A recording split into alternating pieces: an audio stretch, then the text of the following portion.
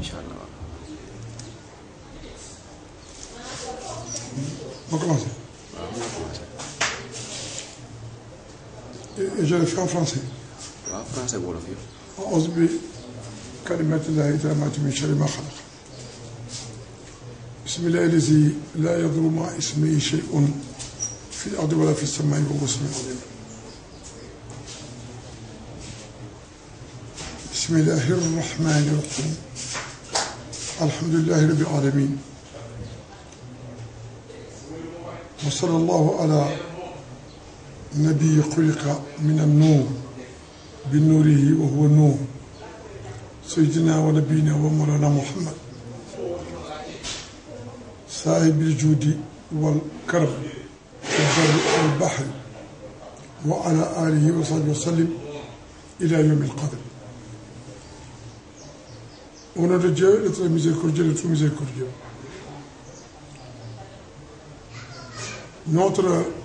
Je vous salue, je vous dis assalamu alaikum wa rahmatullahi ta'ala wa barakatuh. Que la paix d'Allah, typifiée par le Saint Prophète sallallahu alayhi wa sallam, se répande sur vous, sur toute la communauté islamique, sur tous les univers, d'une paix globale et multiforme, multidimensionnelle. Que le salut d'Allah soit sur vous tous, hommes et femmes, enfants, de toute la gente créaturelle. Je vous salue.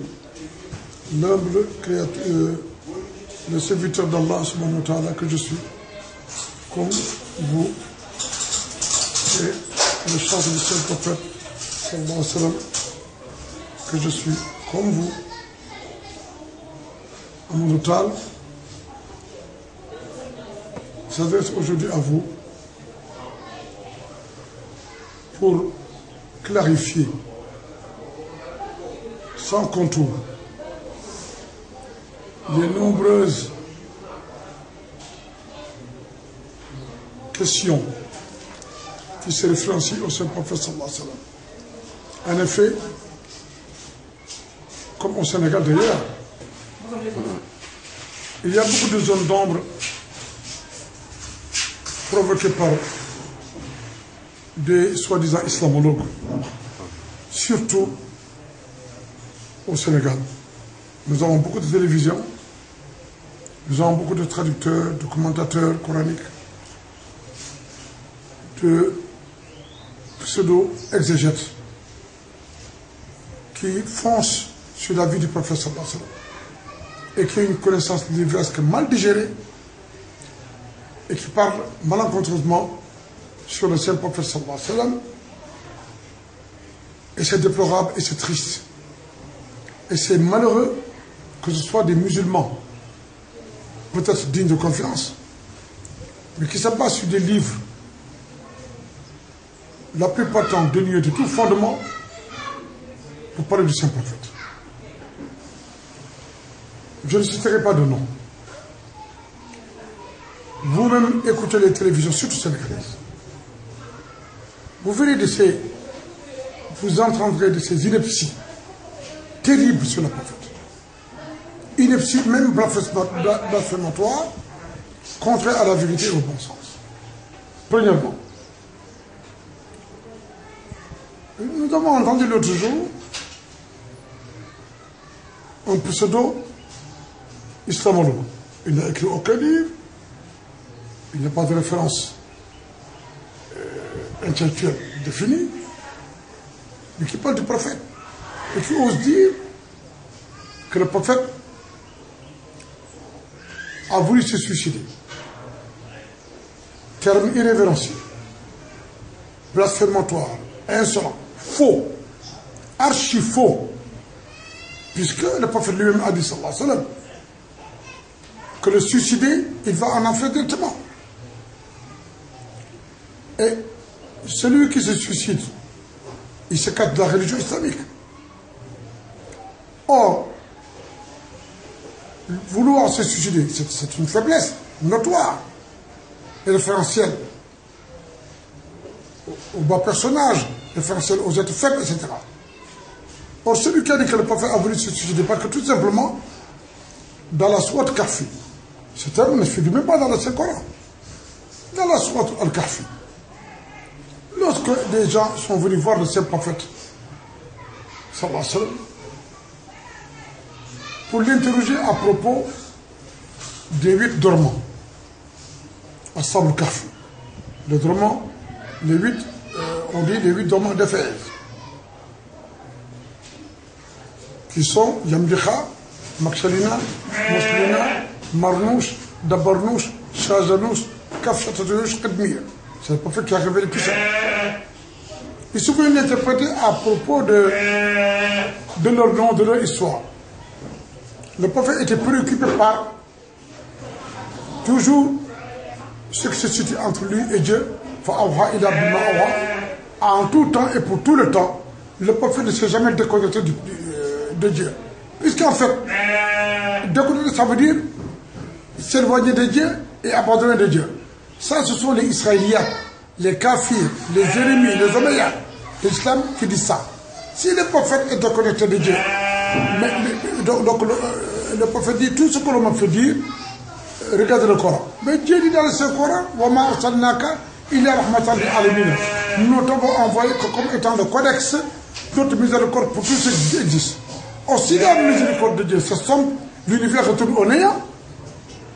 Si le prophète, lui, est cette miséricorde-là, dans son essence, dans sa quintessence, dans son acte, totalement, si le prophète, lui-même, qui est le témoin universel, qui est le témoin éternel d'Allah subhanahu wa ta'ala, qui est la miséricorde éternelle d'Allah, mais si le prophète est abandonné par Dieu, mais l'existence retourne au néant, or le prophète est le livre de Dieu, Zalik al-Kitab la rayba fihi, point de tortuosité, point de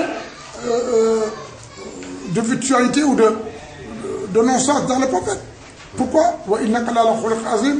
Il est le modus, il est le modèle par excellence du caractère noble, et pas excellentiel, sublime, et pas de la prophétie. Il est l'imam de tous les prophètes, il est le meilleur de tous les prophètes, il est le summum caractériel, et pas de la ibadat, de l'adoration divine, entendu qu'il n'y a d'adoration divine que dans l'amour, l'humilité et la sincérité. Or, ces 3 éléments sont les 3 spécificités de la réalité mohammedienne sallallahu alayhi wa sallam. Pour ceux qui disent que le prophète a dit, écoutez, allez, demain, venez, je vous informerai. Mais à ce moment-là, qu'est-ce qui s'est passé? Il se trouve qu'il y a 2 situations dans la vie du prophète. Premièrement, il y a le mot Wama Ramayta wala kilala harama. Il y a même le terme Abasawata Wallah, etc. Lorsque, dans une grande guerre, les Abadal, etc., le prophète a jeté le sable sur les kafirs. Il a dit que Dieu vous aveugle, que Dieu vous détruise. Ce sable a aveuglé les kafirs qui sont tombés et ont été vaincus par les musulmans. Alors, premier miracle. Le prophète n'a jamais fait de miracle à lui-même. Un prophète ne fait jamais de miracle par lui-même. Un saint peut faire des prodiges, tout simplement, parce qu'il sent le besoin de les faire pour valider sa mission de saint. Mais un prophète ne peut pas se décider à faire un miracle comme ça. Tout prophète qui fait un miracle le fait sur autorisation de Dieu.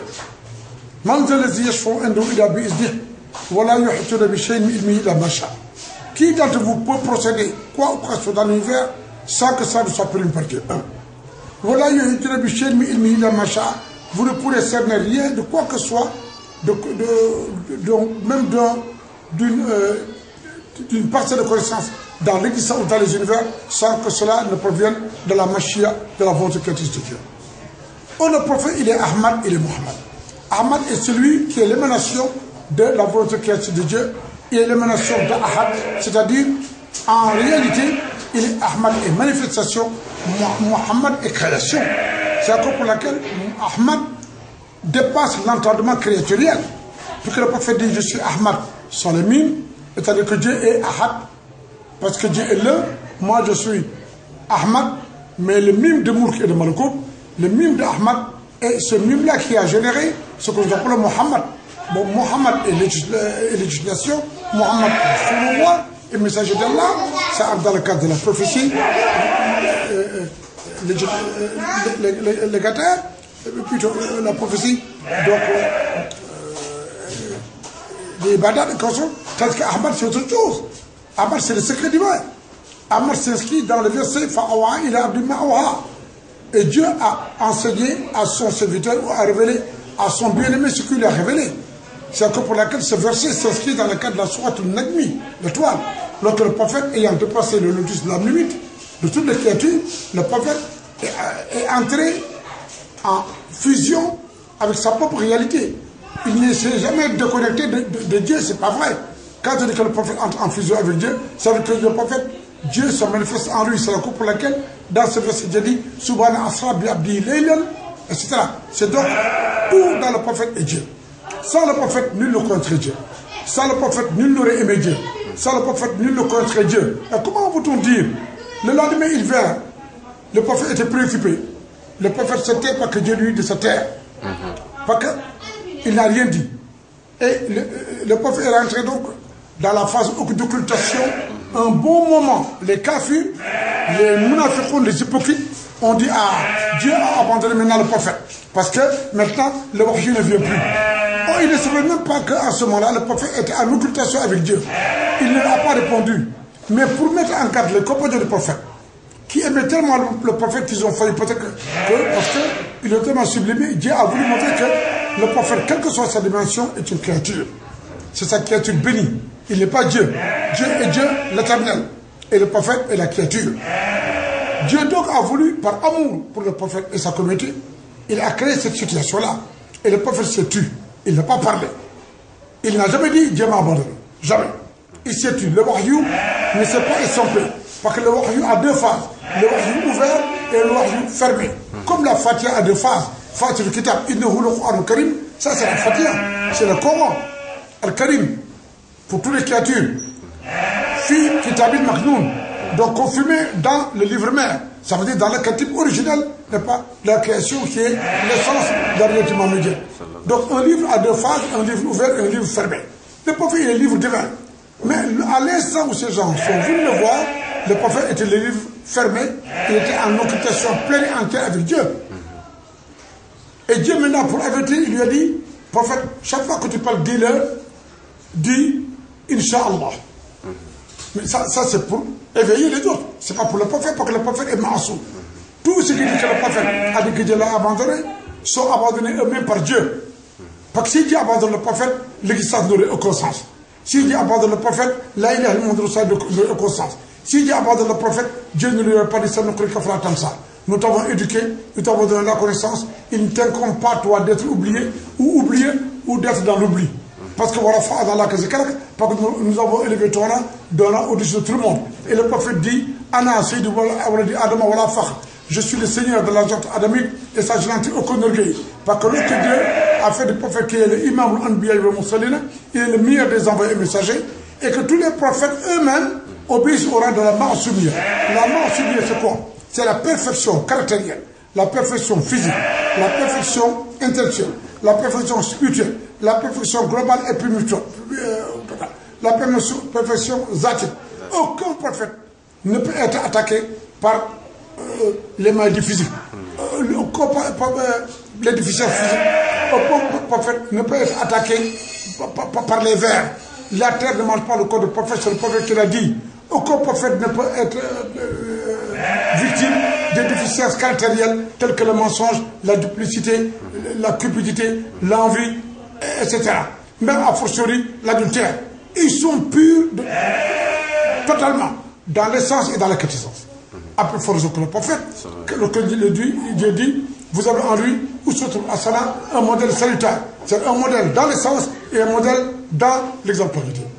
Et Dieu dit, Qul, au prophète, dis-leur, in kuntum, si vraiment vous aimez Dieu, tuhibbun Allah, je vous dis que vous aimez Dieu, vous, fatabiyuni, suivez-moi, moi le prophète. Aimez-moi, moi le prophète. Sacrifiez votre vie pour moi, moi le prophète. Aimez-moi plus que vos pères et mères, vos enfants, vos femmes. Tout, aimez-moi plus que le paradis, aimez-moi plus que tout. Yubikumullah, et Dieu vous aimera. Et Yubikumullah, c'est la Fatiha, c'est 148. La basmala, c'est 19 lettres. La Fatiha de Amin, c'est 129. Latif. 129 19 égale 148. C'est Hamim Qaf, un des noms prophétiques sur les 17 prophètes. Alors comment peut-on dire que le prophète lui-même qui dit Ana minallah, je suis de Dieu, et tous ceux qui croient, vous tous les autres de moi. Et le prophète dit il est même capable d'être oublié. Il n'est même pas séparé de son Seigneur. Entre Dieu et le prophète, il n'y a pas de séparation. Parce que entre Ahmad et Ahad, il n'y a aucune séparation possible. Et surtout entre Ahmad et Mohammed, la séparation est impossible. On ne peut pas séparer le jaune d'œuf de l'œuf. On ne peut pas séparer le roux de l'être. On ne peut pas séparer la vérité du vrai. C'est impossible. C'est pourquoi, maintenant, ceux qui prétendent que le prophète a voulu se suicider, ce sont les Israéliens, les Juifs, et les Omeyyades, et les ennemis. Ceux qui lisent les Ibn Hisham, qui lisent les Tabari, et que les autres n'ont qu'à faire attention. Ils n'ont qu'à faire très attention. Parce que ceux qui parlent de ce suicide, ils savent que c'est un mensonge. Un mensonge est un être parfait. Se suicider, c'est de la faiblesse. Les prophètes n'ont pas cette faiblesse-là. Le prophète ne s'est pas suicidé.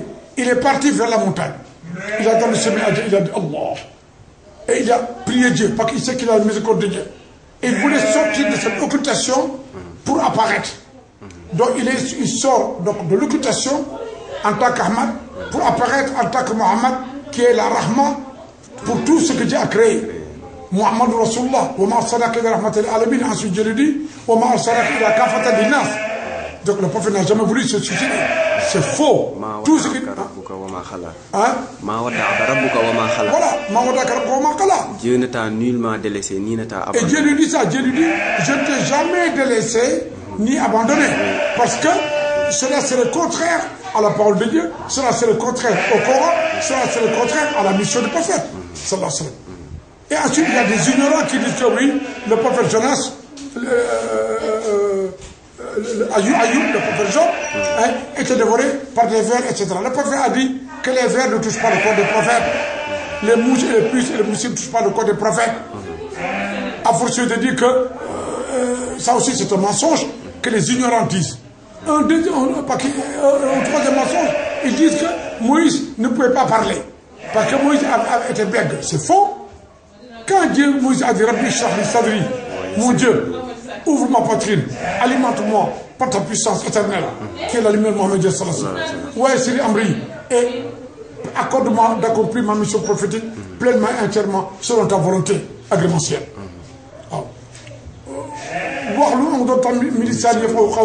Et délie ma langue, ça veut dire accorde-moi l'éloquence.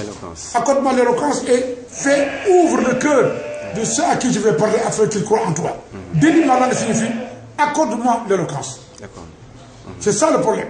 Al-Balagha, il a accordé de l'éloquence. Mais Moïse n'était pas bègue. Obama qui est là ne va pas envoyer comme ambassadeur un homme qui va ambassadeur au Sénégal, qui vient dire au président Macky Sall, Mr. Macky Sall, c'est quoi ça? Obama n'enverra jamais un ambassadeur bègue. Macky Sall aussi ne le fera jamais.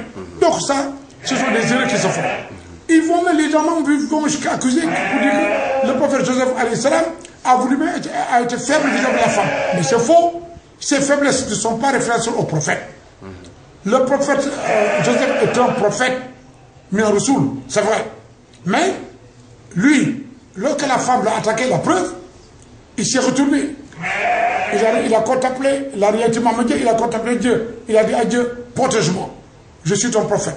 Il ne peut rien contre moi, pas que cette femme est envoyée par Satan. Mais il ne peut rien contre moi. Mais je sais que nul ne peut se fier à ta ruse. Je ne me fie pas. Mais je demande ta protection et ta grâce. Il est parti et c'est le dernier que la femme a tiré. Le moment que la femme a tiré le dernier prouve que Joseph n'a jamais prêté le feu à la femme. Le prophète Mohammed sallallahu alayhi wa sallam, il n'a jamais été vaincu dans une bataille. C'est faux. À Uhud, il n'a pas été vaincu.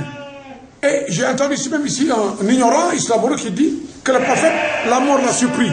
Mais ça, c'est de l'aberration, c'est de blasphème. Il y a un type de compète. C'est quoi ça? Comment la mort possible par le prophète? Le prophète, sallallahu alayhi wa sallam, lui, rien que le Saint-Coran, sa femme bénie, la purifiée, c'est Aïcha a dit, Kana khuluqu al-Qur'an. Le quartier du prophète, c'est le Saint-Coran. Tout le monde sait que l'essence du prophète, c'est le Saint-Coran. lettre du prophète, c'est le Saint-Coran. Chaque instant, c'est le Saint-Coran. Le Coran, tout le prophète et le Coran en marche. Son intimité, c'est le Furqan. Le prophète donne à la fois Bachir et Nazir. Il est celui qui apporte la bonne nouvelle, il est également Nazir, celui qui avertit. Les deux soient complètes qui sont à la Mecque. Ya ayyul muzammilu qum min layla ila qalilan nisfah aw nqus minhu qalilan aw zid alayhi wa rattil Qur'an tartila. Ça, c'est le prophète qui apparaît en tant que prophète de la bonne nouvelle. Mais quand Dieu dit au prophète Ya ayyul mudassiru qum fa anzir, ça c'est Nazir. Et prends le sabre, avertis-les. Et le prophète dit, je suis le prophète d'Allah. Je combats les gens pour qu'ils disent La ilaha illa Muhammad Rasulullah, que Dieu est un et que je suis son prophète. De sur quoi celui qui croit en moi croit en tous les prophètes. Mais je les combats tant qu'ils ne croient pas en Dieu et au prophète que je suis. Mais s'ils reconnaissent que Dieu est un et me reconnaissent, désormais ils sont libres et leurs biens sont sacrés, leurs êtres sont sacrés et tout. C'est ça le problème.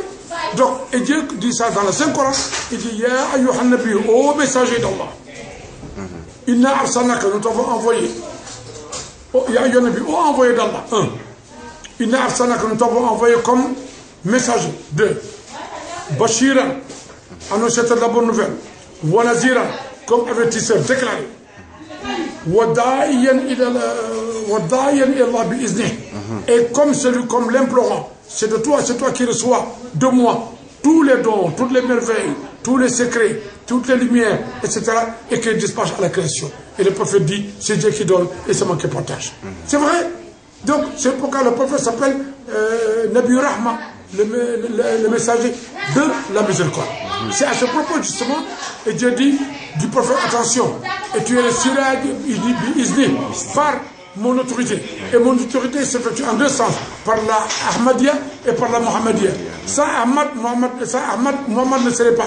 Mais sans Mohammed, rien ne serait.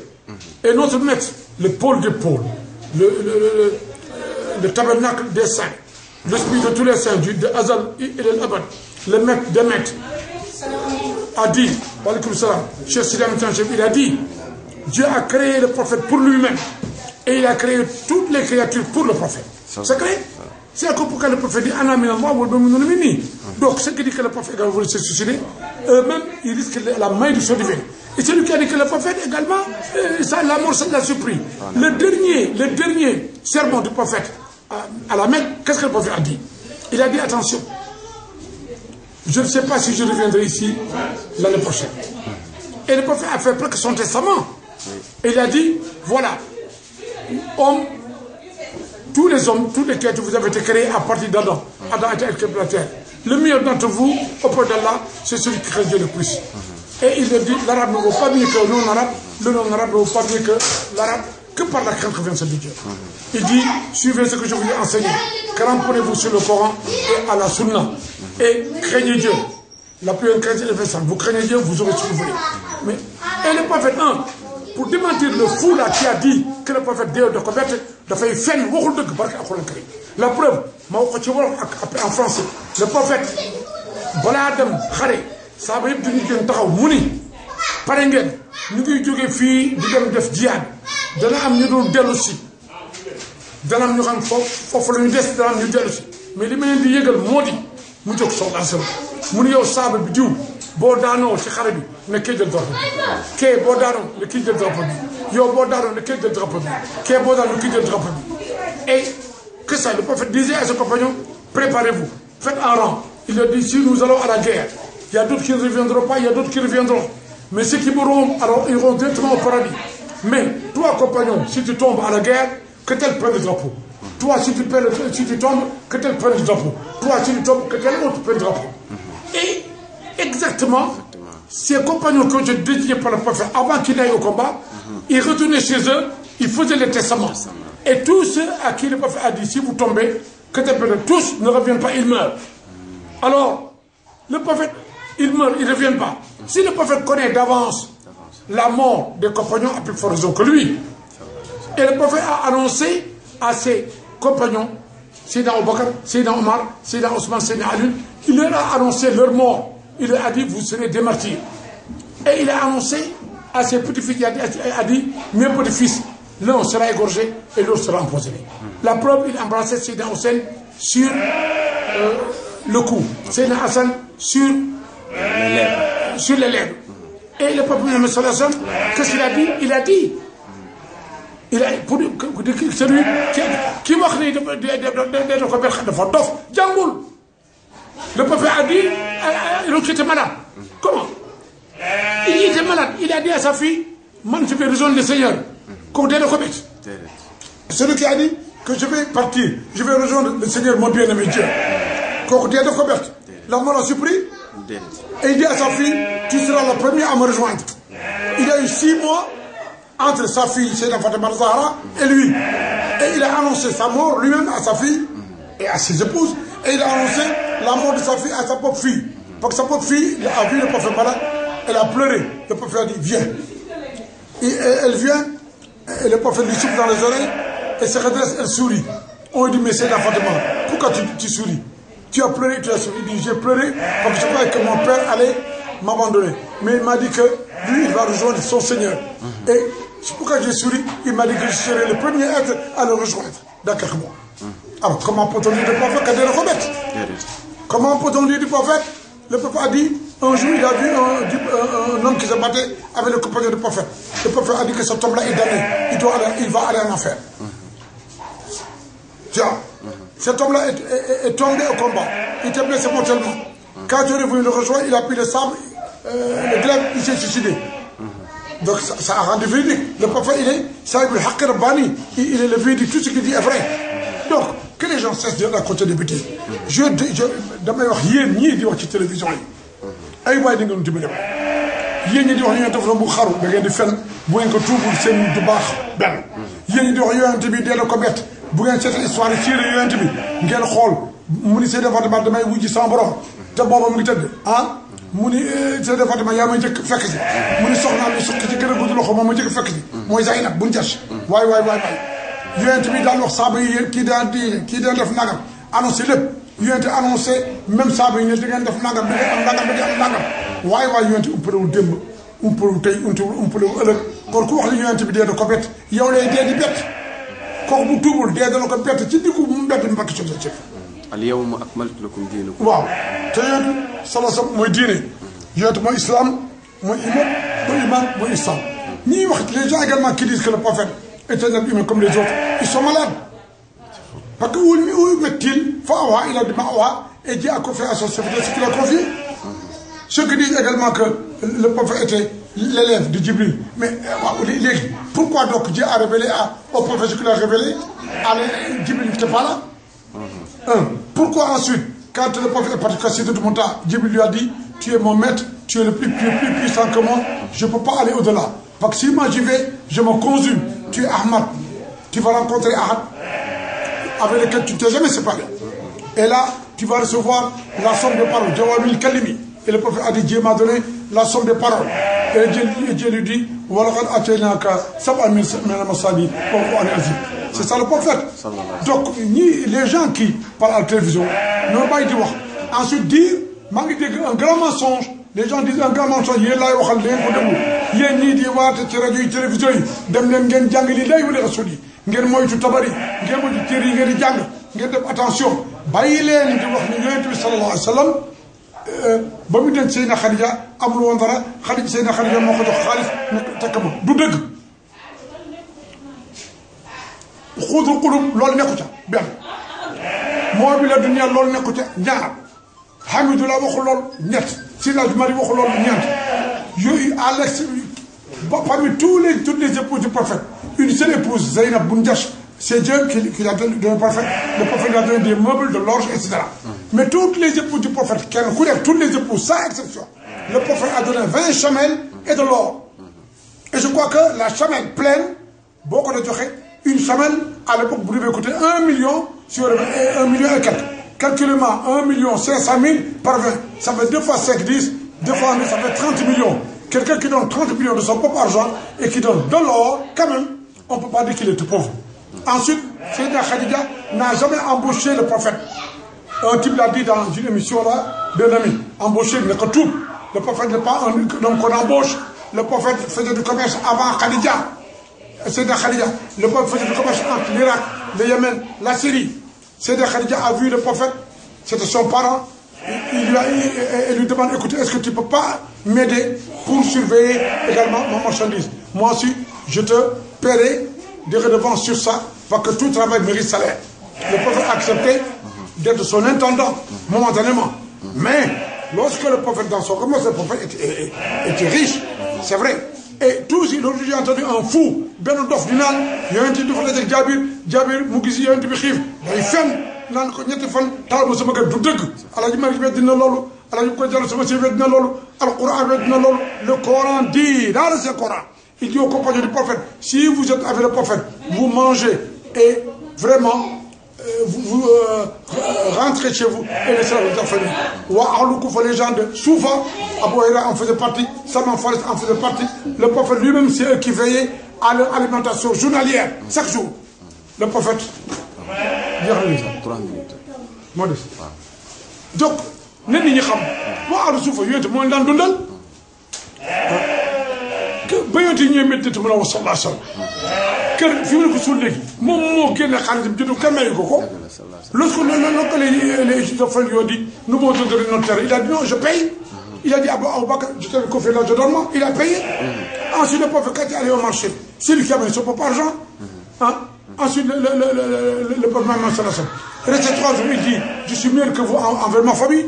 La famille du prophète n'est jamais restée 3 jours sans manger. C'est pas vrai. Du dëgg fen la.